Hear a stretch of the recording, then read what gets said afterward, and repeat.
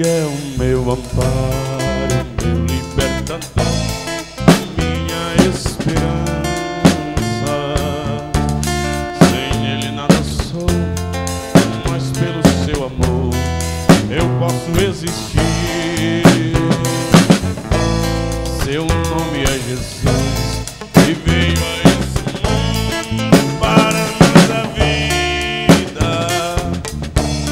Ele é o Rei da Glória, é quem nos dá vitória, é o meu Salvador. Ele é Jesus e tem todo o poder, transforma corações e nos faz renascer, fez brotar a esperança em uma nova vida, novo amanhecer.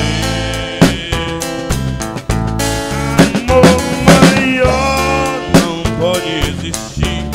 Jesus deu sua vida naquela cruz por mim. Eu amo e sou amado, com Jesus ao meu lado eu vou até o fim.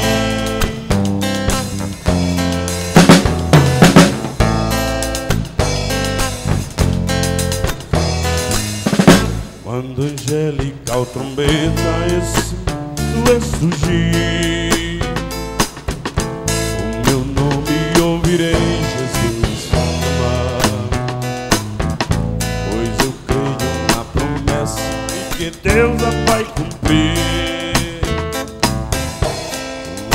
Jesus meu nome proclamar.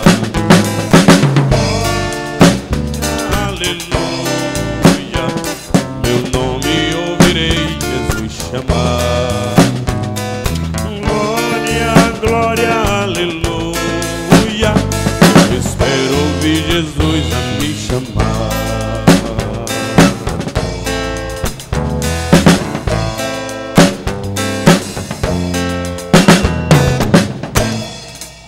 Dificuldade nessa vida enfrentamos, porém não desanimamos. A vontade de vencer supera a luta e a todos os obstáculos, pois a nossa majestade, o Rei Jesus, nos dá poder. Sabemos que Ele jamais perdeu batalha, prometeu estar conosco, Ele não nos deixa só. Não é porque desesperar, Jesus resolve, os seus braços envolve, o Senhor luta por nós.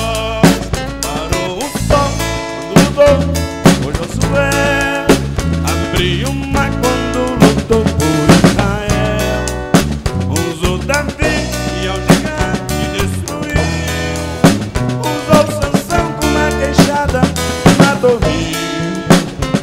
Porque desesperar, Jesus é bom, maravilhoso é ouvir a sua voz, diante das lutas Ele não nos deixa só.